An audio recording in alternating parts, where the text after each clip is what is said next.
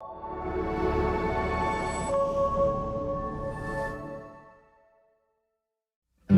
I found a cool place to go. We can run or we can take it slow. Won't you come with me? Completely off topic. Mama said I never make it big. Well, Mama, I don't really feel that way. Won't you come with me? Completely off topic. Oh, ain't it nice to be completely off topic?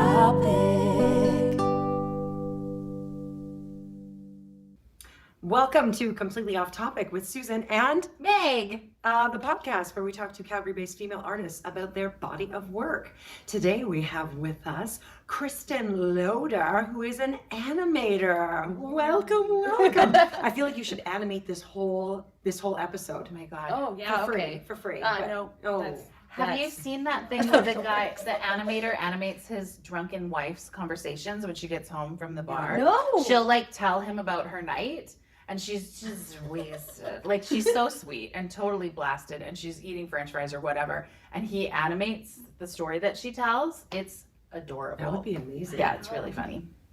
Do you do a lot of like your own, like just for your own kind of giggles? Do you do animation on things? Yeah, I mean, lately not really. Because once people find out you're an animator, then they're like, oh, I have things I need you to help me Oh, with. right. Can you 'Cause do it's this not- job for me? Yeah, Right. exactly. Yeah. But yeah, I always have these, actually just recently, Rob Mitchelson from the Loose Moose posted on he was having his son like wanting to make a movie, and he was really excited, and so he was like, oh, I know how to do a little bit of animation, I know how to do this and green screen and all that. And since I don't have kids, like Yeah. I got tagged in that to be like, hey, can you give Rob any advice? And I was like, yes, I can. And I sent him messages this long, being like, okay, so you're gonna use this software, and then if you're gonna do stop motion, like blah blah blah, blah, and then just like how you can help your kid just make all of these awesome, like wonderful things, and like fly stuff in or aliens or whatever. You should write that into like a document and sell it. Yeah. Or just, I even actually just got a message last week from a friend who discovered that his kid is obsessed with like making movies. Right. And so, same thing. It was sort of like, she made this really cool thing. I don't even know how she did it, but I know you're an animator, so can you help her? So that was even a thing where I was like, yeah, sure, I'll stop by and I'll like teach her how to like, what you can use and how to create these, whatever you want, like any furniture, whatever, any ideas you have, you can just make it come to life in your own house. And So kids cool. are so good for that. They're Oh, like, yeah. And they've seen so much, Yeah. right? Like we didn't see a ton. Like animation to me was like The Simpsons, yeah. which is like you know, it's different. It's but there's so much that they see now, Yeah. like YouTube and Well, it's just making your your imagination come to life, really is what it is. yeah, So it's super fun, especially for kids to be like, oh, well, I can make an alien come into my own living room and suck up whatever yeah, and replace it with something else, and that's really neat. And you can't do that. Yeah. And that's the beauty of animation, and the reason I'm passionate about it is simply because you can create anything, and animation allows you this ability to create something that might be completely out of our realm, yeah, but believable at the same time. And we can't do that necessarily in film sometimes, because like if you add visual effects, for example, Yeah. sometimes it looks really cheesy, Yeah. or dumb, and you're like, no. and it costs a lot of money. I mean, animation does too. Yeah. So how did you get involved in animation? Like, how did you get started there? I was a little girl and I went to go see Toy Story and was like, I want to do that. Yeah. And then actually in grade 6 we did one of those like little quizzes to be like, what should you be when you grow up? And I came up with computer animator at the top of my list. And I was like, I already knew that. Isn't it funny how if we just listen to our younger selves, we get to our passion so much quicker rather than being like, yeah, but if I become this or if I do that, if I become an engineer, then I've got a job security for life. When it's like 11-year-old Susan was like, you want to be an actor? Like, she knew. Yeah. Yeah. You knew. I knew. And then I didn't go that direction though, because you're told pretty gotta make some early money. on. You got to make money. Yeah. And I was like, oh, I can't be an artist. That's silly. Yeah. You can't do that. No artists ever make money, Yeah. ever. Yes, they do. And Yes, they do. my fun story is that for me personally, the journey I went on was self-discovering that not only do I like to teach, but while I was in school for teaching, I discovered I would rather teach what I love, and then went back and I was always just dabbling. I was always making animations in the meantime. And then halfway through my degree in university, I was like, I should teach what I love instead. Yeah. And so I literally, within a month, switched everything. I went in and I signed up for a new media degree, which was the closest to an animation at my school. And then what I did was I applied for jobs, and I was like, how can I do this? And in one summer, before I had even gotten, before the university had said, yep, you can change your degree. Yeah. I had gotten a job teaching kids game design and animation. I got accepted to a conference called SIGGRAPH, which is one of the biggest conferences in computer animation, and I was a student volunteer there. And then I met that summer, I met a whole bunch of people that were like in the industry. I met Disney, DreamWorks, like you name it. I met all those people. And then I took classes outside of my university. So I got accepted into new media that same summer. And then I was like, oh, okay. And I went to conferences every single summer. I was a volunteer for a while, and then I was a team leader. So it was like helping oversee all smart. that, and just thousands of people. And then I would just go back to school and I would learn like everything else that I do. So I had this like really broad understanding of stuff, and that has really much bled into what I do now. Isn't that funny? Yeah. How when you make the choice to follow your passion, things fall into place. We've talked about this a couple times. It's like you keep blocking it. Finally, whatever, you find something and you're like, oh, I think I want to do this. And it's like, boom, boom, boom, boom, boom, boom, boom. Things fall into place and you go, right? Yeah. It's like, why do we stop ourselves from doing that? Because we're supposed to do something else. Be adults. It's all about We're supposed to be responsible. Yeah. And and we have so much potential because you're smart at this or whatever, but you're like, no, but I love this. And it's like we follow Mr. Left Brain. See, I'm like, which? We follow Mr. Left Brain. I have no idea which is Well, what. it's funny too, because my first real stop motion gig. So I love stop motion. That's my passion. So that's when it's But I like, think it's like you set up a scene, Yes. take a photo kind of thing, Yeah. or video, and then you set up a next scene and it goes boom, boom, like that. Well, yeah, you just, if Or you like have a slightly character, you move just it. slightly move the character. Yeah. So slowly just like. So this is actually with models, or is this with like digital?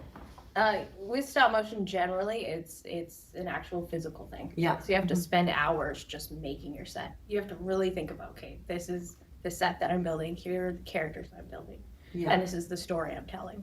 And then you film it frame by frame by frame. So do you do that all yourself, or do you have like a set designer or something? If you want to build like a full-on film, Yeah. then you need a lot of people. Yeah. You need a lot of friends. Go like, hey, and it's actually shocking. There's a lot of people that wouldn't think that they could ever work in a stop-motion film set that would be perfect. Like welders, we need you. Yeah. Yeah. Welders and like people that, like, it's just like a film set. You're building a film set, but you have to be. You need engineers, like you need people that are like, okay, this is exactly the set that we need to build. We need holes so people can like put their hands up and move things without disrupting anything. You have to like put lights in a specific spot to tell a story. Yeah. It's so It's cool. like filmmaking It's very for models fun. rather than for actors or humans. Yes. Yeah. Yeah. Oh, you just cut us out of a job. No, because then you have need voices. Well, I mean, Yeah. animators are actors. Yeah. They're just hidden. Like, I think everything that I do is mostly behind the camera. This is weird for me. You say that. You're on stage too with Loose Moves. True, Right? it's Like true, you do it's true. improv. And Yeah. That's a we know That's each me other from. conquering my fear of being on the other side. And you're so good at it because you've watched it and like seen improvisers mess up. For how long have you been at Loose Moves? Probably 10 years. 400 years. Yeah. I don't know. I don't count. 10-ish years. Yeah. That's a long time. Like your knowledge must be huge because you also do the sound design, which I think is even harder because her sound design is so good in an improv show. Duh. If I MC, if I MC and I'll be watching a scene and she'll come on with a perfect piece of music to heighten it or to like show the joke, or like they'll say something and she'll find that piece of music that they say it in, and it'll come in and then they're done and I'll be like, was that scene whatever, I'll do the stuff. I'm like, did you guys hear the song that was picked for that piece? Like, it was perfect. Kristen Loader's up in the booth, everybody. Because it's like so perfect and it sets such a huge part of the scene. Yes. I remember this. I was working on a festival and the sound person that we had was a traditional theater sound person. Where they take like 3 weeks to prep for the show, which is its own other thing. Yeah. So, but we were doing like, I don't know, it was like a 2-day or 1-day turnaround for these shows. And so when we like offered up our kind of music inspiration, the sound designer was like, no. And I was like, oh my God, we need someone from the Moose who could just go, oh, I see, like have a little hint about like what the show is going to be. They're short pieces and because it's such an important and incredible skill that other sound designers are honing like a different set of skills, but it's just like there are certain times where it's just so the right thing, and so you gotta good. Feel the scene. You have to feel. You have to be like. It has to enhance it. Yes. Yeah. Or also, if they're dying, you can help it. You can change it. You can like now. Oh my God, I'm not here. You know what I mean? Like there's things that can. It's such a dance. Like it's so fun. Yeah. And I think that the reason I love sound design so much is because at heart I'm also an animator. It's weird. Like they bleed into each other so nicely because the animation is a lot of feeling, and like if you animate a show, you have to act out what's happening. So if like say you have an emotional scene and you're doing a character that's like, slow moving or really emotional in that moment, you have to feel every single frame that you're animating. And you have to like project all of that human into something that isn't human. And it's the same thing with music for me. I'm such an audio person, so when I'm watching like something like an improv show and I hear this piece of music, I go, those match. And you play with that, and it's like the same kind of thing, and it's my favorite thing. It's my favorite thing. So kind of like being in the booth for sound is like being a little puppet master up in the booth. And you get to go, okay, this is boring, let's make it fun. Who needs a thunderstorm right now? It's fun. And it's like the same thing when you're animating, like especially with stop motion. You're just like, okay, so you have this set and there's so many stories you can tell. How can you tell it? And how can you convey it in the easiest way? And I think like for animation wise, anything that usually is silent is one of some of my favorite animations.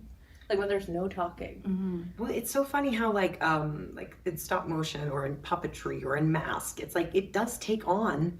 It's so clear the emotion that it's feeling at times, just by the way it's moving, or if it's slow or fast, like the actual physicality of it. It's so clear how the puppet is feeling, and the puppet has no face. Like it has a face, but it's like the stupid dog at Moose. You put this dog out on the set, everybody laughs. If you put the dog out and it's looking at somebody, they're like, "Oh, the dog is looking at me." Like it's not alive, but there's something alive about it. Right? Like I don't know. That's the thing with music too. It's I'm come from a dancing background, and the music was what fed your emotional state on stage, and what fed the choreography.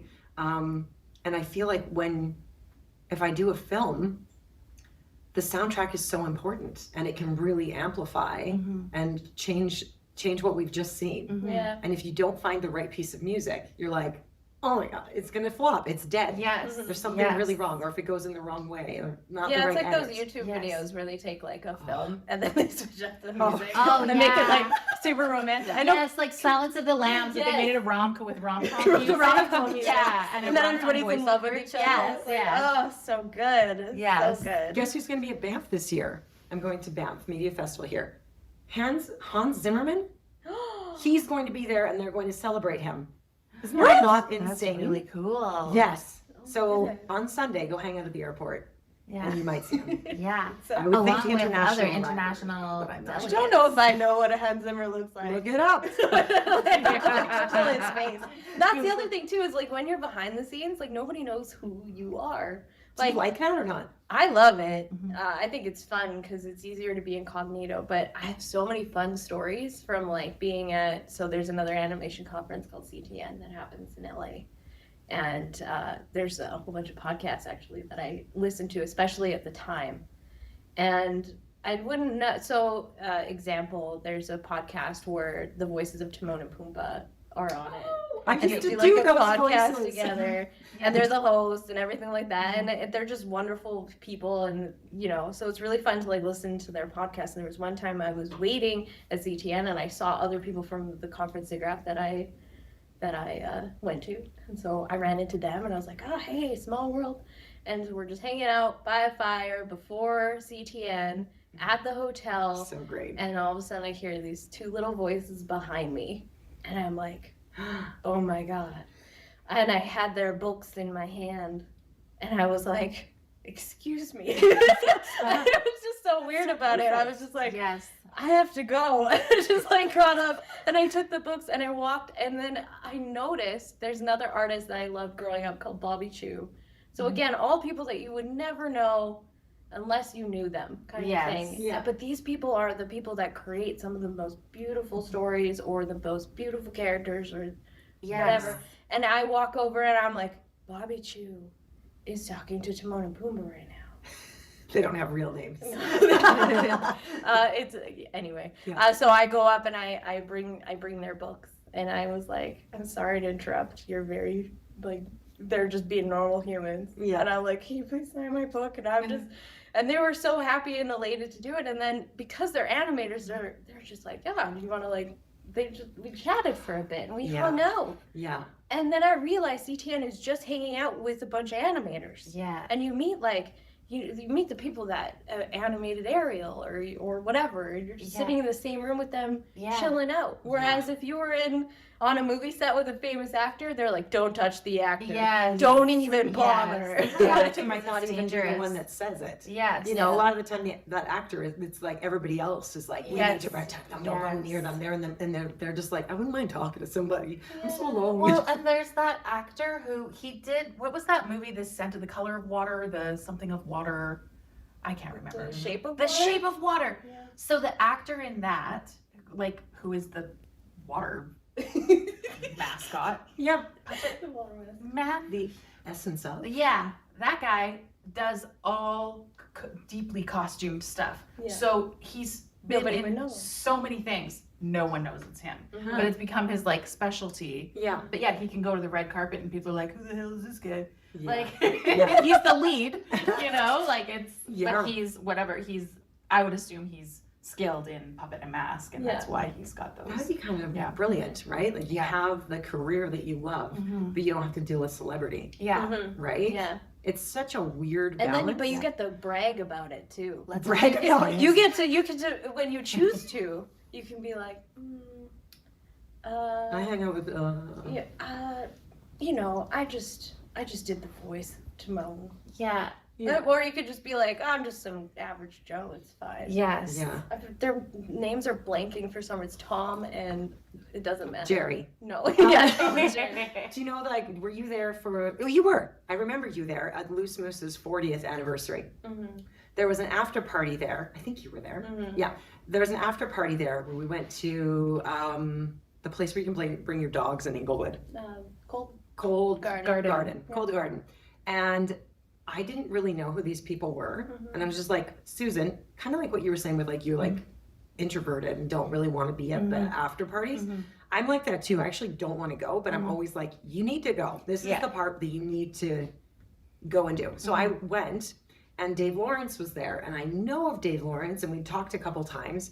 And him and Emmanuel are always so kind and generous with like ideas and information. So I saw him talking to two people, and I just kind of sidled up, and I'm like, blah, blah, blah.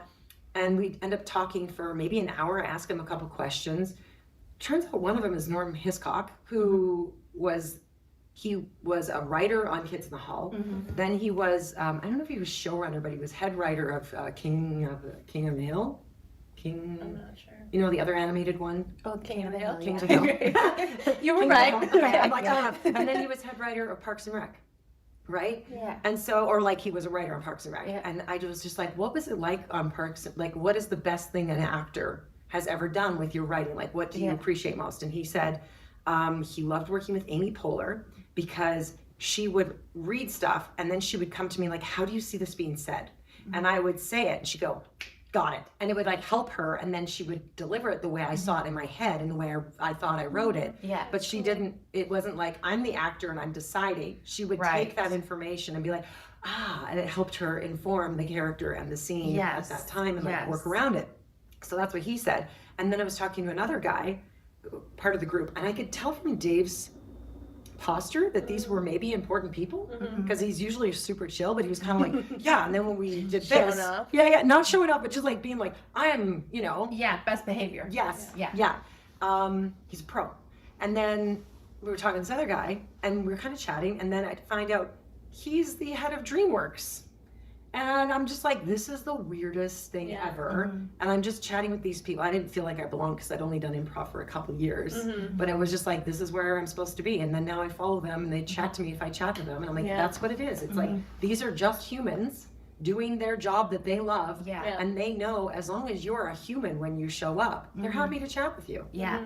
I just worked with Jocelyn from Schitt's Creek, Jennifer Robinson. Yeah. Man, we had fun on set.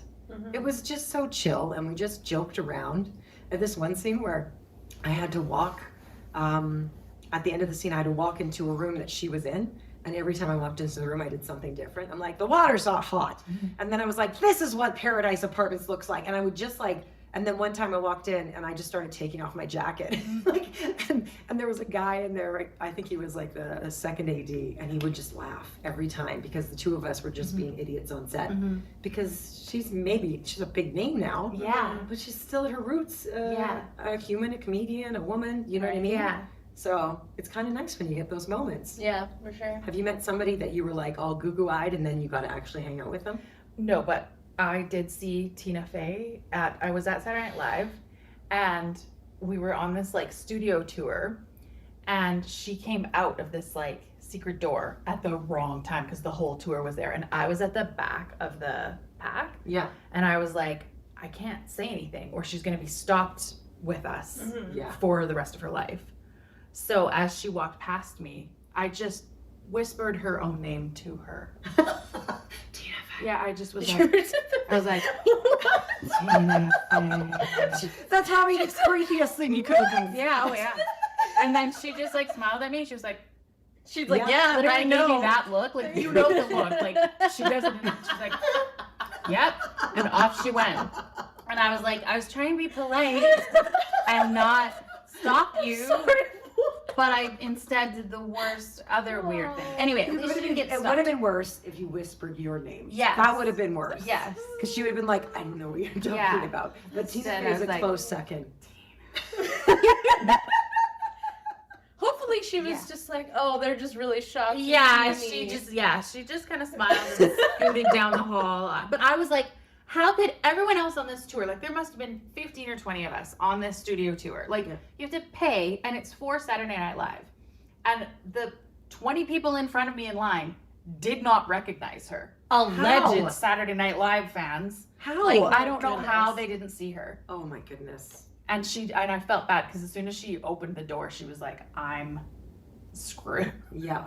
Right. Oh my God. But no one recognized her until and it was me, and I was at the back of the line. That's so funny. So I felt like I could have that. So I feel super like special moment. I feel like Tina Fey and I have a moment like where I understand that because when I used to work on cruise ships, if you went up on deck for like whatever, and I had my name tag that said dance or whatever, you'd get stopped all the time, and they wouldn't necessarily, they'd just see you and be like, oh my God, are you one of the dancers? And I'd be like, yes, I am. And I was like, okay, here we go. Now we're talking to the passengers, which we called the cones because in England a cone is a pylon. Yes. And so we always they were cones because they were just always in the way. Yes. Even though we literally have our jobs because of them. Yes. Yes. So yeah, we'd be like these cones are in our way, but they would talk to you and ask you questions, and you just had to be super polite. Yeah. Because there was this magical thing called a comment card, and you never wanted the bad comment card.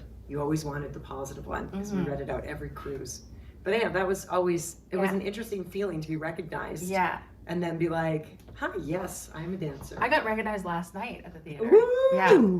I was Well, 'cause coming you down are the a theater Yeah, I was performer. coming down the stairs, and there was a patron there, and she was like, "Are you in this?" And like, this show was gonna be starting in like 10 minutes. Yes. I was like, "No, I'm not in this one," but she knew what I was in and recognized me from that. Well, because you are so, like, you're so Meg Farrell. Mhm. You know what I mean? And when you're on stage, you are this beautiful presence, and like you can't help but watch you. Mhm. And you do. You like, I know we talked about this before on a different episode, but it's like you do want to be your friend. Like I watch you, I'm like, I want to be your friend.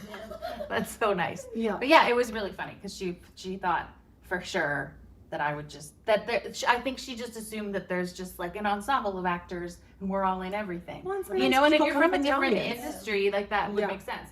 So she saw me there and she'd seen me on that stage before, so she was like, "Oh, you're in this." So cute. Yeah. Yeah, it was really cute. I've never seen you at Vertigo. Hmm. I don't think I've ever been able Yeah. to go to Yeah. those ones, but I saw you at Theater Calgary. Yeah, Yeah. that was fun. Yeah. Theater Calgary one. So you got married. What was that like? Oh my God, congratulations. When did you get married? September last year. Oh, so almost a year. Yep. Oh. Has it changed? Has your relationship changed because Yeah. you're locked in? No. How long were you together for before you got married? It's COVID. So whatever that timestamp Like is. 4 years? 4 kind of? years. Oh, That yeah, was so long we know time. each other well. How did you meet over COVID? Magic. No. Ooh. We met right before it happened. Oh. Yeah. That was such a Like funny a time, month- eh? a Because month before. it threw people into Oh yeah. a real, like, you're my person, you're my bubble. Yeah, you're my Right? bubble. Yeah, Yeah. the bubble thing. Yeah. Can I quickly correct something I said earlier? Of course. And then I'll jump back. Yeah. I said the voices of Timon and Pumbaa, they're the animators of Timon and Pumbaa. Oh. They're twins. Okay. Bancroft brothers. Bancroft Okay, Brothers. we got it. Yeah, anyways, We've got it. going Oh back. my God, this Yes. feels so much better. Thank you. I was like, the No, voice. that happens sometimes. You're like driving home after and you're Yeah, I was like, why oh, did I say the Yeah. voices? Yeah. The voices are famous people. I was thinking, Sorry, like, wow, if the we can't Bancroft live brothers see this, I'm so sorry. And that will tag them Yeah, for sure. yeah, Yeah. and they don't care. Okay. Anyway, you met, how I did got you meet over married. COVID? We, Are you guys we, now? yeah, of course. What else? You go to a bar now? Oh, Hello. I don't want to go on apps. I just want it to magically appear like my manifestations tell me. No, that was my dream, is to meet someone in a normal situation, and that also was hard. So Yeah. dating apps are not fun. No. Dating's not fun in No. general. It's kind of I don't like it why? at all. Why? It should be fun. You should feel like a princess every time you go. That I want someone to open a door for me and buy me Oh. food and like Yes. tell me I'm pretty. Yeah. I feel like Meg had a really good. I remember you talking about dating, and this one guy had so much pressure, and you're like, dude, we're dating. This is like, we're just seeing if we like each Like other and we each other, vibe. yeah. But there's so much pressure to be like, is this my future partner? Yeah. Yeah. And it's So like interviewee. and you also have to set up the like, it's okay if it doesn't work out. Like it's gonna be okay. Like you can take the no. Mhm. We when I was dating, I have a fella now, but when I was dating, it was like, it's sometimes this is just how it goes, and that's how it's supposed to go. We're supposed to meet each other and know each other enough to decide if we want to move forward with this or not. And if it's not, that's okay. Like Yeah. we had fun in the meantime, and I'm so glad that I got to know you. You know, that's a really great breakup for those weirdos. Go back about 10 seconds and watch that again.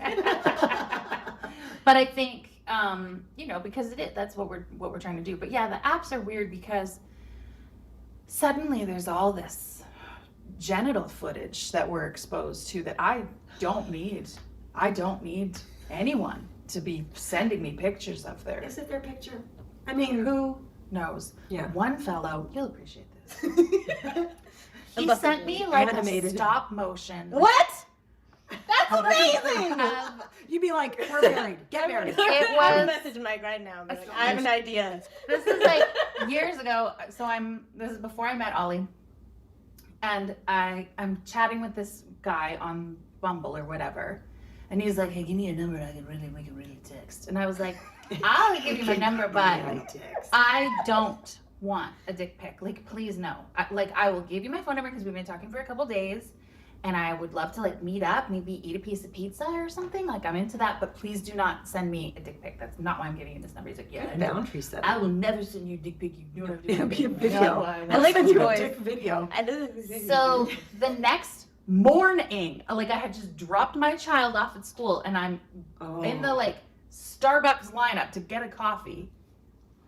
Bing on my phone number, and it was not a video. Okay. It was a picture of his undershorts, but you could see the outline of his erection under the undershorts. And he sends, "Is this okay?" And I was like, "Yeah, that's fine." Nice underwear. Then he sends me another one. But this one, just the tip is showing. No, he's easing you into removing your boundaries. I was like, I don't know. Then Here's the he line. sends the third one, and it's out. So it's a 3-act play. Oh. Then He's like you specifically asked him not to do. Like, What? no, man. I was like, I'm like, this is, but also it was a play. Like, if you wrote this show, it was a total. Maybe he was trying to appeal for your Yeah, nature. like, he was like, creative. okay, But what I know about how to this? do this. Yeah. What about this dick pic? Yeah. What about this one? What about? Well, if that's okay, surely this mushroom stamp will be fine. Like, oh my god. So that was. I commend his creativity. It was super creative. It was very well thought out. It was absurd. And he's not in your life. And he's now. not in my life. So it didn't work. It did not work. But he made it to the podcast. But he made it to the podcast. Congratulations. Yes. Very Yes. cool. Yeah. Yeah. Very cool. So it's that is what I think complicates. It's a complicated side effect of online dating is the genital shows, potential stop motion animation. stop motion animation of boners. Every time I've sent a photo of my genitals, they're always happy. So Yeah. I get why they would think, I've never done that. I've never done that.